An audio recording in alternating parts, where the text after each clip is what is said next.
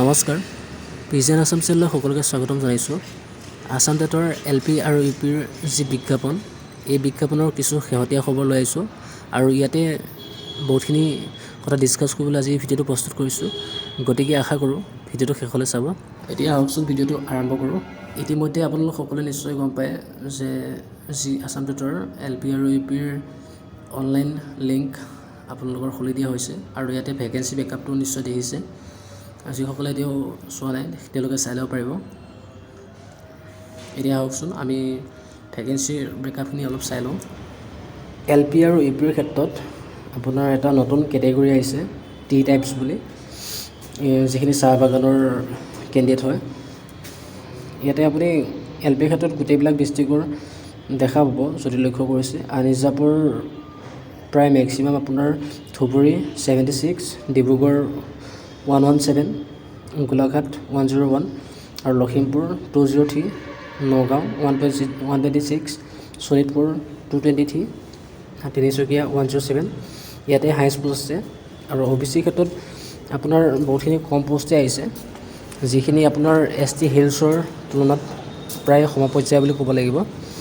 ST hills আৰু OBC same post ওলোৱা নিচিনাই হৈছে। ST হিলছৰ ইমানখিনি কেণ্ডিডেট নাই, য'ত OBCৰ সৈতে ছেম পৰ্যায়ৰ আপোনাৰ পোষ্ট ওলাইছে। ইয়াত OBC ক্ষেত্ৰত আপুনি হায়েষ্ট দেখা পাব ধুবুৰীত 112, বাকী আপোনাৰ 50ৰ ওপৰত কোনো ডিষ্ট্ৰিক্টতে নাই।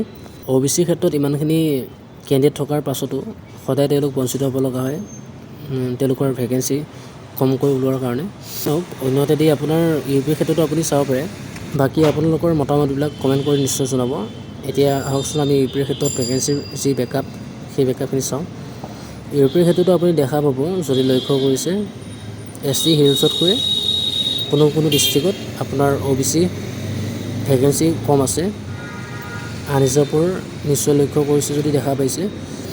আনিজাপুৰ টোটেল আছে আপোনাৰ 288, OBC আছে আপোনাৰ 89। আৰু যদি লক্ষ্য কৰিছে ST হিলছৰ আপুনি নিশ্চয় চাওক 80, টোটেল 80 পোষ্ট আছে, য'ত প্ৰাৰ্থীৰ সংখ্যা যথেষ্ট নগণ্য, প্ৰায় নগণ্য। আৰু টি টাইপছৰ কাৰণে আপোনাৰ প্ৰায় 64টা পোষ্ট আছে। ST হিলছৰ কাৰণে এইটো এটা যথেষ্ট সুবিধা যে যিসকল টেট উত্তীৰ্ণ প্ৰাৰ্থী আছে তেওঁলোক সকলোৰে এইবাৰ চাকৰি নিশ্চিত। বাকী OBC আৰু আনৰিজাৰ্ভ এই সকলোবিলাক প্ৰাৰ্থী আপোনাৰ এটা কম্পিটিশ্যন হ'ব, য'ত খুব কম নম্বৰৰ কাৰণে প্ৰাৰ্থী বঞ্চিত হ'ব লগা হ'ব। বাকী আপোনালোকৰ মতামতবিলাক কমেণ্ট কৰি নিশ্চয় জনাব। আৰু যদি কেনেকৈ এপ্লাই কৰিব লাগে মোবাইলতে, সেইটো যদি ভিডিঅ' লাগে কমেণ্ট কৰি জনাব। আমি নেক্সট ভিডিঅ'ত আপোনাৰ কেনেকৈ মোবাইলতে এপ্লাই কৰিব পাৰিব তাৰ ওপৰত ভিডিঅ' লৈ আহিম। বৰ্তমান ভিডিঅ'টো এইখিনি আছিলে। আশা কৰোঁ ভিডিঅ'টো চাই অলপ হ'লেও উপকৃত হৈছে। যদি চেনেলটো এতিয়াও ছাবস্ক্ৰাইব কৰি লোৱা নাই তেতিয়াহ'লে ছাবস্ক্ৰাইব কৰি ল'ব। ধন্যবাদ। জয় অসম।